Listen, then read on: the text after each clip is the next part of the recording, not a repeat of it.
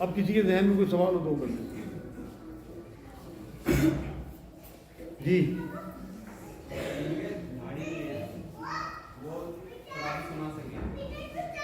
جن کی داڑھی نہیں ہے وہ تراویح سنا سکیں. ان کا سوال یہ ہے کہ جن لوگوں کی داڑھی نہیں ہے کیا وہ تراویح سنا سکتے ہیں؟ بالکل سنا سکتے ہیں. نبی کی ایک بھی حدیث نہیں ہے کہ داڑھی رکھ کے تراویح سنانی ہے. ایک تو آپ سمجھ لو تراویح نفلی عبادت ہے, یہ فرض نہیں ہے, واجب نہیں. تو جو حافظ جن کے داڑھی کم ہے یا نہیں ہے, بالکل اگر آپ دوسرے ملکوں میں چلے جاؤ نا, مصر وغیرہ میں, آپ کو بہت کم داڑھی والے حافظ ملیں گے, زیادہ تر حافظ بنا داڑھی. یہاں ہمارے یہاں داڑھی پہ بہت زیادہ زور ہے, اندر چاہے تقویٰ ہو نہ ہو, نماز چاہے پڑھ رہے ہو نہ ہو, اصل بات یہ ہے کہ آپ کی داڑھی اندر اگی ہوئی ہو. جب آپ 5 وقت کے نمازی ہوں گے, اللہ کے متقی پرہیزگار بندے ہوں گے, آپ کی داڑھی باہر اندر سے باہر اپنے آپ آ جائے گی. پھر آپ بنا داڑھی کے سکون ہی نہیں مل سکتا آپ. ہاں جی, ان کا سوال یہ ہے, یہ کہتے ہیں کہ تراویح سنت موقع ہے, وہ ایک بھی حدیث نہیں دکھا سکتے. نبی اکرم صلی اللہ علیہ وسلم نے 3 دن تراویح پڑھائی صحابہ اکرام کو, 2 دن لگاتار, پھر 1 دن 2 دن گیپ کر کے تیسرے دن. اور یہ فرمایا کہ میں اس لیے نکل آیا تھا کہ تاکہ تم پہ واجب نہ ہو جائے. تو یہ تو خود ہی اس بات کی نفی ہے. اور رسول اللہ صلی اللہ علیہ وسلم نے اس کے بعد کبھی تراویح نہیں پڑھائی جتنے سال زندہ رہے. ابو بکر صدیق رضی اللہ تعالیٰ عنہ کا زمانہ رہا 2.5 سال کے قریب, 2.25 سال, کبھی تراویح نہیں. حضرت عمر کے زمانے میں شروع میں کوئی تراویح نہیں ہوئی, 10 سال کے بعد پھر انہوں نے تراویح کی شروعات کرائی. تو اس لیے نفلی عبادت ہے, کرنی ضرور چاہیے. سال میں ایک بار ہمیں قیام میں قرآن سننے کا موقع ملنا, ہم ہاتھ باندھے کھڑے اپنے خالق کے آگے جس کا ایک کلام ہے, اور توجہ کے ساتھ اب سارے کام دھندے چھوڑ کے آگے بہت توجہ سنا کریں. یہ بات بھی میں کہہ دوں آپ لوگوں کو, طے کر کے اٹھیں آتے کہ ہم نے 27 29 یا 25 دن سے کم نہیں سننا, ورنہ نہ سننا وہ زیادہ بہتر ہے آپ لوگوں کے لیے. اگر آپ 10-15 دن کا یا 7 دن 8 دن کا سنتے ہیں, آپ یقین کریں گناہگار ہوں گے, پکڑے جائیں گے اللہ کے یہاں, وہ سنانے والا بھی اور سننے والے بھی. کہ قرآن کی بے حرمتی میں نے آج آپ کو آیت بتائی, سورہ اعراف آیت 204, پڑھ لینا گھر جا کے. قرآن جب پڑھا جائے تو خاموش رہو, غور سے سنو تاکہ تم پہ رحمت ہو. آپ غور سے کہاں سن لو جب وہ عالمنا تعلمنا اتنی تیز پڑھتے ہوئے چلے جائیں گے حافظ صاحب, آپ کو پتہ ہی نہیں لگے گا کیا ہو رہا. اس لیے قرآن کو طے کر کے اٹھو کہ ایسے حافظ کے پیچھے سنیں گے جو روک روک کے پڑھتا ہو ترتیل سے. قرآن میں سورہ مدثر میں اللہ رب العزت نے حکم دیا کہ قرآن کو ترتیل سے پڑھو. سورہ مزمل میں ترتیل سے پڑھو, روک روک کے, ٹھہر ٹھہر کے. آپ کچھ کہہ رہے ہیں؟ جی, یہ 15 شعبان کی رات کو جاگنا اور روزہ رکھنا یہ کتنا صحیح ہے؟ یہ ہر سال سوال آتا ہے. 15 شعبان کی رات کو روزہ رکھنا جاگنا کیا حد تک صحیح ہے؟ بھائی یہ بدعت ہے. ایک ضعیف حدیث ہے کہ نبی اکرم صلی اللہ علیہ وسلم 15 شعبان کی رات کو اٹھے اور قبرستان گئے.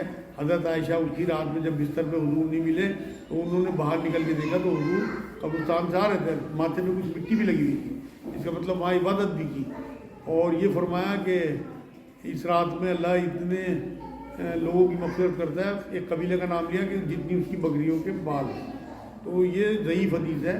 اور اس میں تھوڑا سا اشکال یہ بھی آتا ہے کہ ایک جوان عورت, حضرت عائشہ تو جوان تھی نا, حضور ہی تو بوڑھے تھے, حضرت عائشہ تو بوڑھی نہیں تھی, تو وہ رات کے بیچ میں اٹھ کے کیسے قبرستان تک, جو لوگ مدینے گئے ہیں انہوں نے دیکھا ہو جنت البقیع کتنی دور ہے, لگ بھگ جو حضور کا روضہ ہے اس سے 1 کلومیٹر 1 کلومیٹر کے قریب پڑتا ہے. تو رات کے اندھیرے میں ایک جوان عورت کس طرح سے جنت البقیع چلی جائے گی؟ تو اس لیے اشکال ہے اس میں. کچھ لوگوں کا کہنا یہ ہے کہ یہ روایت ضعیف ہے, کچھ کا کہنا ہے کہ موضوع ہے, جھوٹی ہے. تو اس لیے یہ بدعت ہے میرے نزدیک. اس میں جاگنا رات میں, اس میں روزہ رکھنا, یہ نئی شروعات ہے دین میں. اسے اس طرح سے سمجھ کے کرنا یہ گناہ ہے. 13 14 15 کا روزہ حضور رکھتے تھے ہر مہینے, وہ کوئی نہیں رکھتا. سال میں اس 15 شعبان کی رات کو جاگنے کو اور اس میں رت جگہ کرنے کو, قبرستان جانا, اسے ثواب سمجھ. ہاں جی, ان کا سوال یہ ہے تراویح 20 ہوتی ہے 12 ہوتی ہے. دیکھو تراویح تو 8 ہوتی ہیں. نبی نے جو تراویح پڑھائی نا وہ قیام اللیل ہی پڑھائی, جو حضور تہجد کی نماز پڑھتے تھے نا اسی کو تراویح میں پڑھایا. لیکن حضرت عمر نے سب کو اکٹھا کر کے 20 تراویح کی شکل دے دی. اس سے کوئی فرق نہیں پڑتا کیونکہ نفلی عبادت ہے. آپ چاہے 20 کی جگہ 200 پڑھ دو. تو اس لیے کوئی اس میں ہمیں کسی سے مطلب بحث نہیں کرنی اس معاملے میں. آپ 20 پڑھ جائے کرو, انشاءاللہ سب قبول ہے. آپ کیا کہہ رہے ہیں؟ लड़का लड़की अगर खुद तन्हाई में निकाह कर ले बिना गवाह बिना मेहर के, क्या जायज़ है? इनका सवाल यह है कि लड़का लड़की बिना गवाह के तनाई में निकाह कर लें, क्या ये जायज़ है? हो ही नहीं सकता निकाह, नाजायज़ है, उसे तोड़वाना ज़रूरी है। अच्छा, इसी से मिलता एक सवाल हो रहा है, बिना वली के आजकल लड़का लड़की निकाह कर लेते हैं, दो इनका गवाह सवाल ये है, बिना वली के अगर लड़का लड़की निकाह कर लें गवाह वगैरह करके, निकाह तो वो भी हो जाएगा। अगर वली उससे राज़ी हो गया, वो लड़का लड़की के मेयार का है, उनके ख़ानदान का मेयार है और वो एक्सेप्ट कर लेता है तो निकाह हो जाएगा, वरना उस निकाह को भी ख़त्म नहीं करा देना चाहिए। बिना वली के कोई निकाह नहीं है, नबी की हदीस है। वज़ू के दौरान गर्दन का मसा करना जायज़ है या बिदअत है? इनका सवाल यह है, वज़ू के दौरान गर्दन का मसा करना जायज़ है बिदअत है? सुन्नत है भाई, फ़राइज़ में नहीं है। फ़राइज़ जो हैं वो 4 कुरान बयान करता है वज़ू के फ़राइज़। एक, हाथ धोना, कोहनियों तक चेहरा धोना, सर का मसा करना, टखनों तक पैर धोना। इसके अलावा जितनी भी चीज़ें आप करते हो, नाक में पानी देना, कुल्ली करना, या गर्दन का मसा है, या कानों के पीछे उंगली, ये सब सुन्नत रसूल है, करने चाहिए। लेकिन फ़राइज़ 4 चीज़ें आपने कर दी, आपका वज़ू हो गया। पानी आपके पास 1 गिलास है, 1 गिलास पानी में मैंने करा वज़ू, इस तरह से 4 चीज़ें धुल जाती हैं आराम से। नहीं, बहुत सारे लोग बोलते हैं बिदअत है। नहीं, असल में हर चीज़ को भी बिदअत कह देना ठीक नहीं है। हाँ जी, आप क्या कह रहे हैं? लड़का लड़की शादी में भी काफी टाइम से अलग रह रहे, कितने दिनों तक के बात नहीं बन पा रही, कितने दिनों तक के नहीं रहेंगे? इनका सवाल ये है, लड़का लड़की अलग अलग रह रहे हैं तो कितने दिन तक अलग रह सकते हैं? भाई, अगर वो तलाक नहीं देता और ये तलाक भी लेते तो फिर तो 6 सालों गुजर जाए।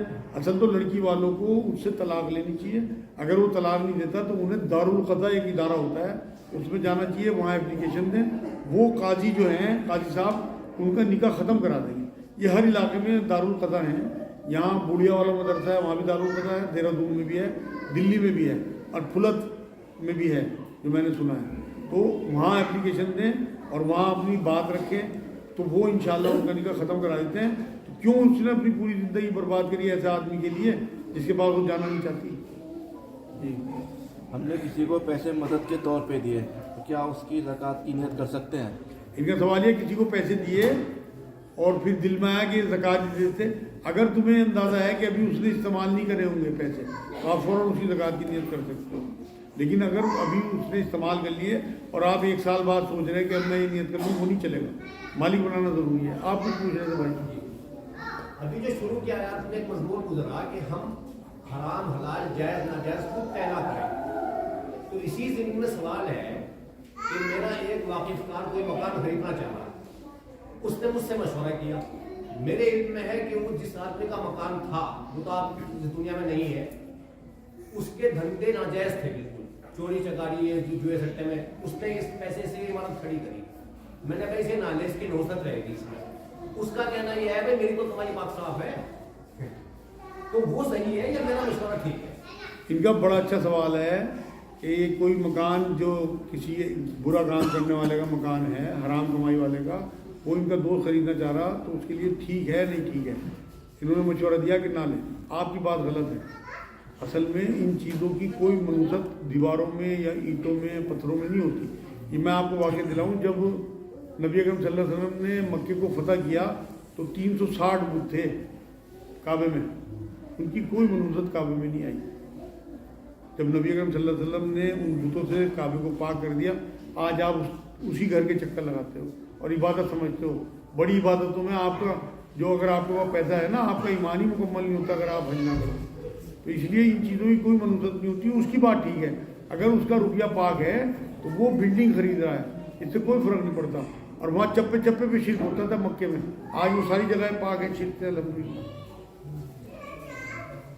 बिना रुखसती के लड़की को तलाक हो जाए तो क्या फिर शौहर उससे रुजू कर सकता है?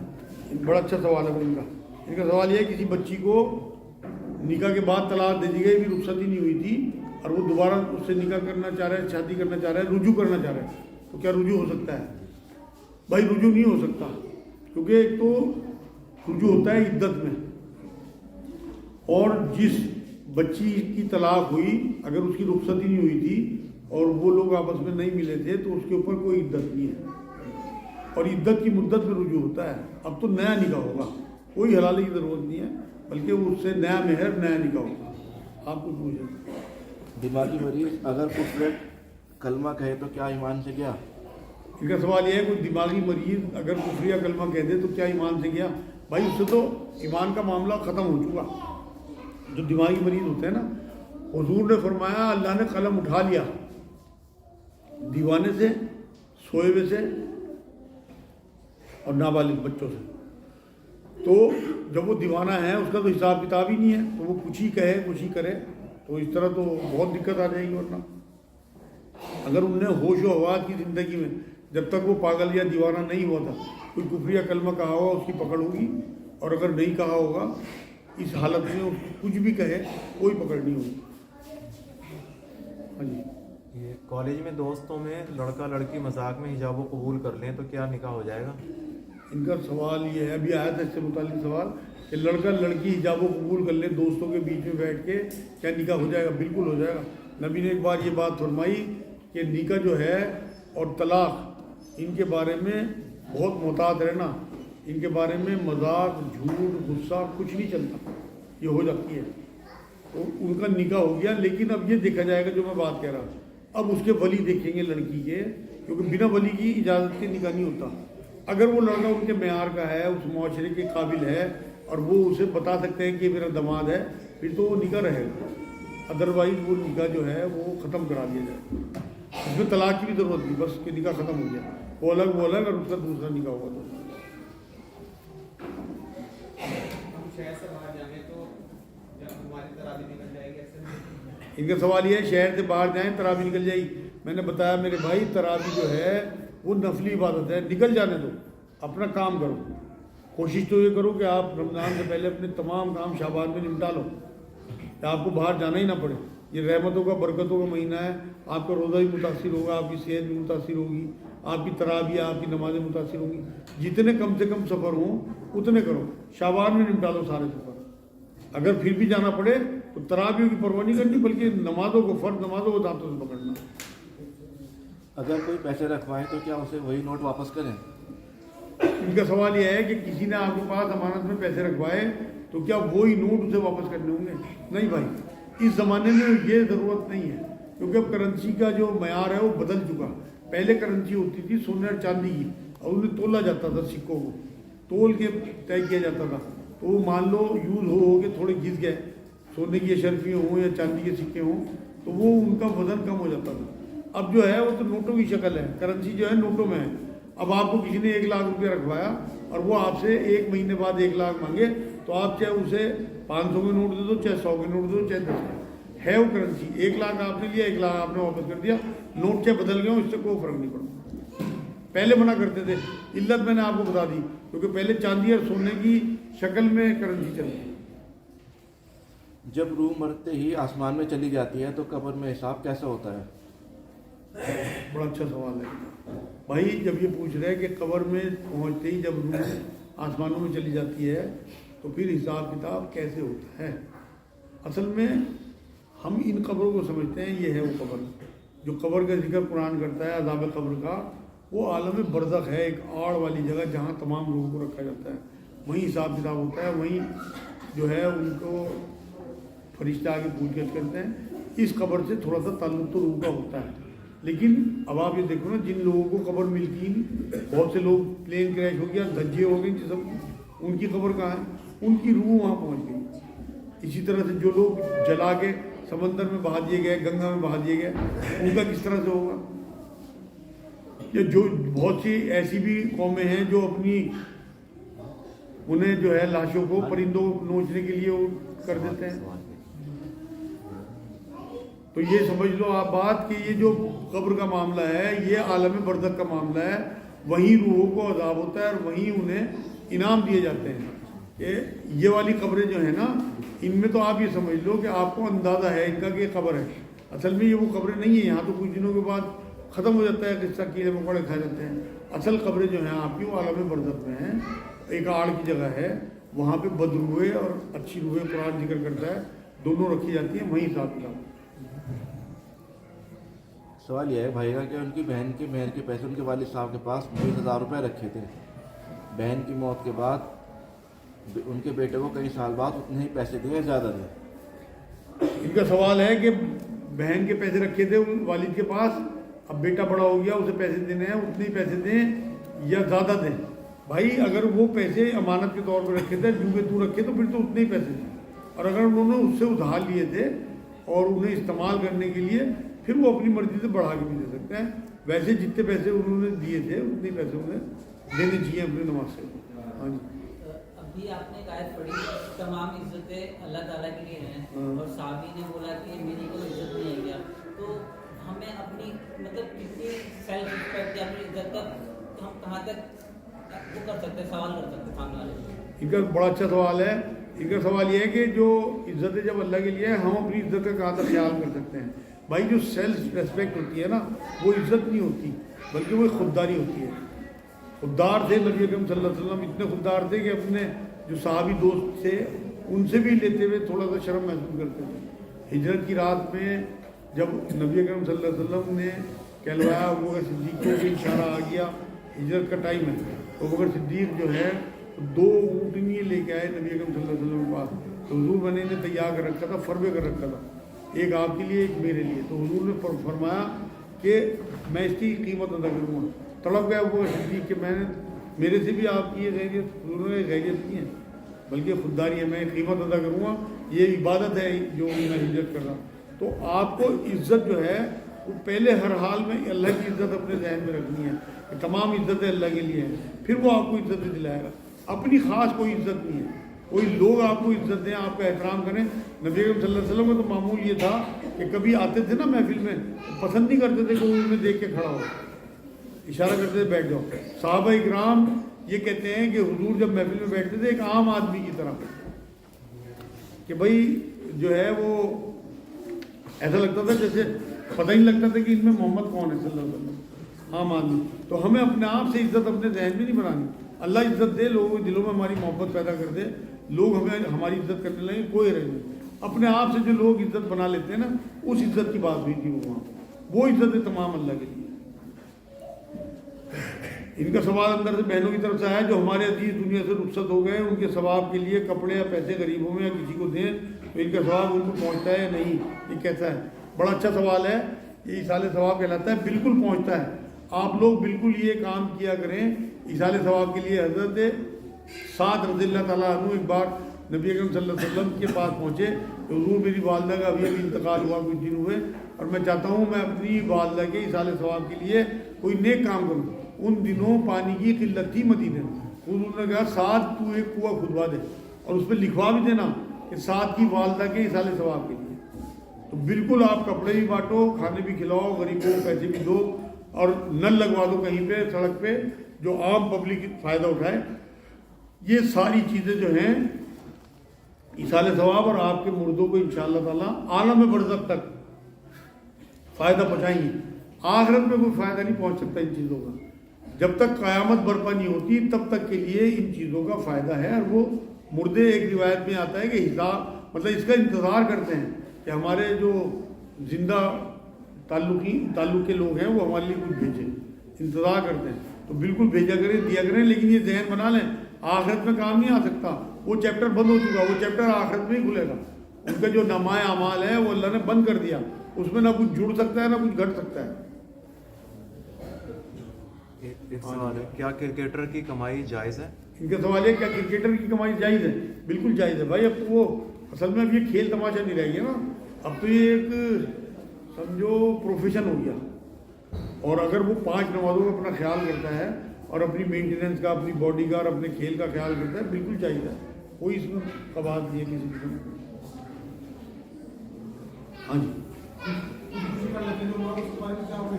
ان کا سوال یہ جو خودکشی کر لے ان کے بارے میں کیا وعید؟ بھائی ان کے لیے بڑی سخت وعیدیں ہیں. نبی نے فرمایا جو جس طرح خودکشی کرے گا قیامت تک روز اسے اسی طرح مارا جاتا رہے گا. اللہ اگر کسی نے زہر کھایا تو روز زہر کھلایا جائے گا. اتنی سخت. اور خودکشی کرنے والوں کے بارے میں آتا ہے کہ وہ حرام موت گئے. اصل میں اس کے پیچھے لاجک یہ ہے کہ اللہ نے ہمیں پیدا کیا بنا ہماری مرضی کے. جب اس نے ہماری مرضی پوچھی نہیں پیدا کرنے میں تو ہم بھی اپنی مرضی سے مر نہیں سکتے. جب وہ بلانا چاہے گا بلا لیں. اسلام میں خودکشی حرام ہے بالکل. قرآن میں بھی آیت آئی کہ اپنی جانوں کو ہلاکت میں نہ ڈالو, ختم نہ کرنا. ہاں جی. بس ہو گیا آج کے لیے انشاءاللہ اتنا ہی. وما علینا الا البلاغ. اللہم صلی اللہ